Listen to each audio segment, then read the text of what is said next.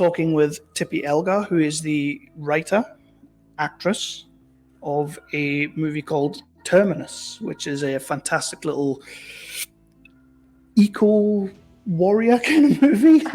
Yeah, go for it. That sounds great. Yeah. I don't really know how to explain your film, to be honest. So do me a favor, and what is it to you? What is Terminus? So Terminus is an experimental film, and it's seen through the eyes of the four elements: earth, air, fire, and water. And it's kind of about the climate crisis, which is, obviously on everyone's mind at the minute. Yeah. And it was really inspired by my two boys, Archie and Ray, who are also in the film. Yeah. And they kind of have come with me on this journey, this filmmaking journey, which has been really special. And it's doing really well in festivals, and it's just wonderful to be here at the Romford Film Festival. I think you've definitely hit at a certain time where people are, as you say, talking more about it. It's becoming more of a conscious thing. So you've hit a really good time, and I can imagine it's doing brilliant. But we'll jump back a little bit first, and we'll get back into Terminus in a second. Who is Tippy Elgar? Where did you come from? Where coming into the industry, and why would you make movies? well, oh my goodness. So I've come from sort of a mixture of like East End working class background and also musical royalty. I'm a descendant of Sir Edward Elgar, who's a very famous composer. So I'm a bit of a like mishmash. So sort of creativity is really in my blood. I trained, my background's in physical theatre, and that's sort of shown through the film as well, because there's no dialogue in the film, it's just physicality. I got into filmmaking quite recently, but I'm also, obviously an actor, film actor. I normally do drama, like gritty dramas, actually. That's sort of where my sort of casting type is, like a gritty mum on the edge. I call myself. Very different to Terminus then. Well, I say different. No, it's not. It's not really like the maternal kind of trying to protect Mother Earth and everything. No, definitely. On the come up, and as you've been going through your career, who's inspired you? What's inspired you?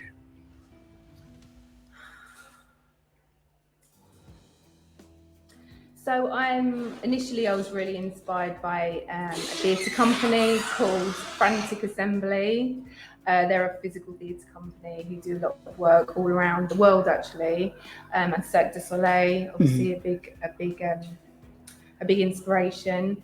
I guess that I'm kind of inspired by directors who really look at like having strong female voices, like Greta Gerwig, for example, who always, has films with super strong females and like really varied females as well, female characters, which is a real inspiration to me. And where did Terminus come from? I know you've already said that it kind of your sons spawned the idea for this, but what specifically was it that they did or they said that made you want to write Terminus?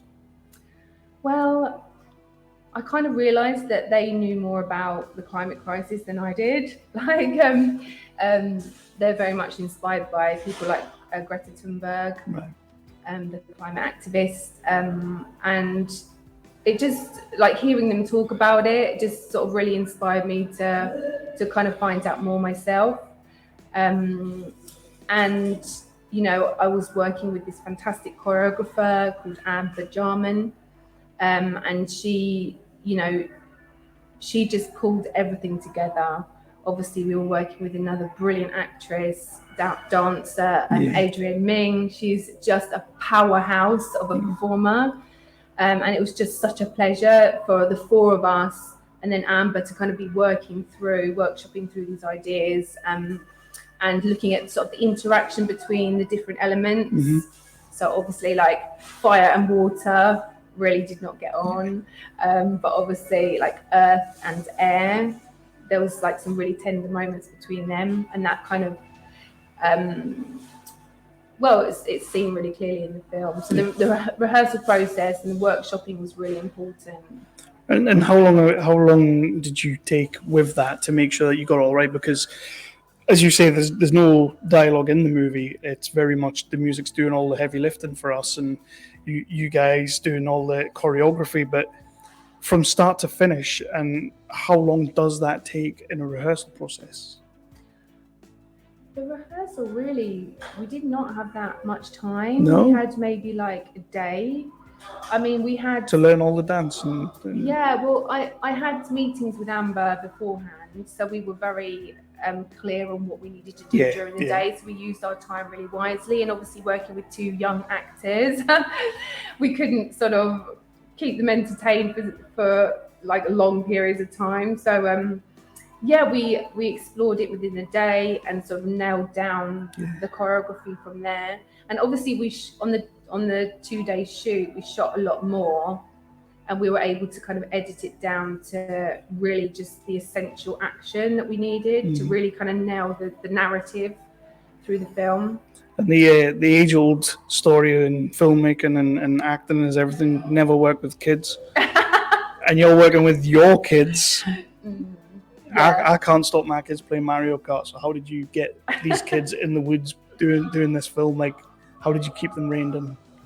Well, do you know what? I was so lucky to work with Amber because she made it so fun for them. She kind of made it like a game. Right. And because it was very physical, she kind of, she was just very clever in how she got them to move. And at that time, they're obviously teenagers now, but at that time they didn't have many inhibitions, so they were kind of quite happy to kind of throw themselves around. Yeah, good luck now then. Yeah, I know. Well, now all they want to do is football, so acting is not cool enough for them at the minute. And the short, as you say, has been going around. It's been doing gangbusters. People are really, really enjoying it and liking it. What's the one thing that you've maybe heard from an audience member or seen written by somebody who's seen the short that sticks out and makes you just so proud of what you've done? Goodness, that's a really difficult question.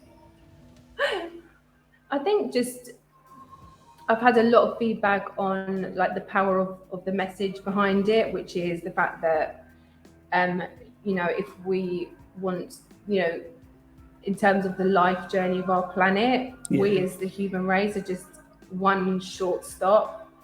And, kind of if we want to stay on surviving and thriving on our beautiful planet, then, we need to look after it better. And I think sort of the simplicity of the actual message has really sort of struck people. And, there are so many amazing initiatives going on around the world in terms of, protecting our planet and reducing pollution.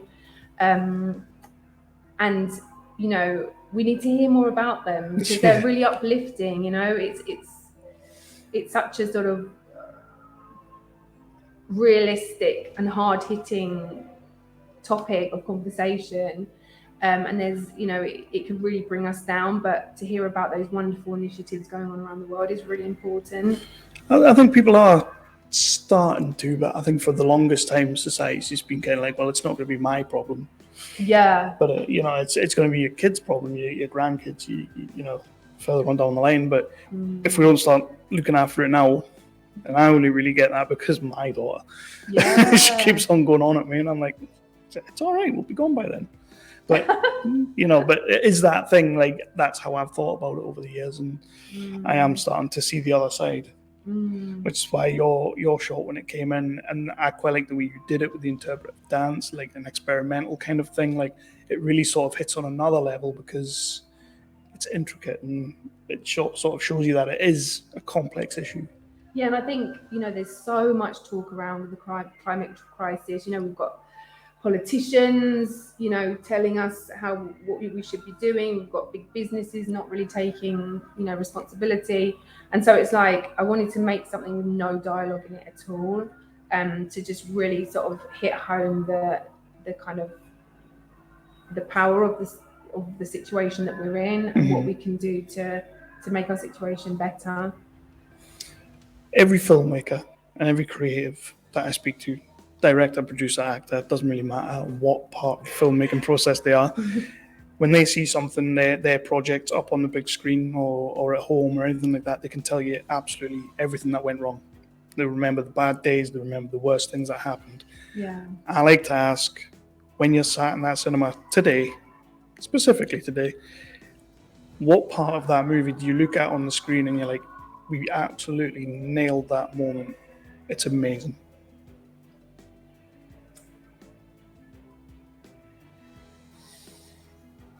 I think it's got to be when the Victorian tea table arrives, because it's such a massive turning point in the film, and it kind of really highlights the impact that humans have on the four elements. And I kind of really wanted to get that sort of almost horror feel to it, and that sort of shocking jarring effect on the audience. And I do get that every time. So it's like, yes. And also we played around with the edit of it as well. We sort of like sped up certain bits to sort of really get across the sort of the pace change throughout those moments. And so it was quite jarring and quite unsettling for the audience. More like a bit of a frenetic kind of, yeah. Exactly that. And yeah, every time I watch that scene, that it sort of just really hits me, and yeah, I feel quite like emotional. Well, let's bring it the other way. Let's because we have actually seen you at this festival before. I remember that we showed a movie a couple of years back called Screw Loose. That's right. And you were in that. How good is it to be back at Romford? It is fantastic being back at Romford Film Festival. It really is. Like, there's always such a kind of friendly vibe here, and you know, not only do you showcase local Essex films, Essex-made films, Essex-produced films, but you also show so many films from around the world. So it's, you know, it's got like such a great feeling. We've got a really good selection this year. Definitely. What do you prefer to do though? Because that was more of a role that you got to sink your teeth right into and really go for. But do you prefer to do like as you said, you in some of the features you've done, dramas you've done, it's more gritty? Like that's the sort of role do you like doing that more, or this sort of putting a message out there and using beautiful dance and scores and everything? I think I just love it all. It's the right answer. I couldn't choose. Like, just bring it on. Like, I just love to sink my teeth into really strong female characters, and you know, whether that's through physical theatre or through more drama, gritty drama. It sort of challenges me in all sorts of different ways. So I feel very fortunate to have played some amazing characters, and I look forward to what the future holds. Excellent. And on that, what is next? Are you working on anything actively that year? Well, I've just directed a play in London, which was an LGBTQ plus play, which sort of explores the red flags in an abusive relationship. All right. So that was really, really exciting. I had a small part in it as well. And we're hoping to take that to Edinburgh and the Brighton Fringe. And I'm also writing a new short film. So I'm working on that at the moment. Keeping busy. Yes. Good. Well, on that, we'll wrap this out here now. But before we do that, please make my job a lot easier. Let people know where they can find you, where they can find your projects, social media, all that kind of thing, and just how they can see more of Tippy Elgar. Well, if you want to see more of me, then you can visit my website, tippyelgar.uk. I'm on social media, Instagram, Facebook, Twitter, or you can contact my agent, Nick Knight Management. Thank you so much for submitting your movie to us. Thank you for letting us show it today. Thank you for being here, most of all. And yeah, hope to see more of you in the future. It's a pleasure.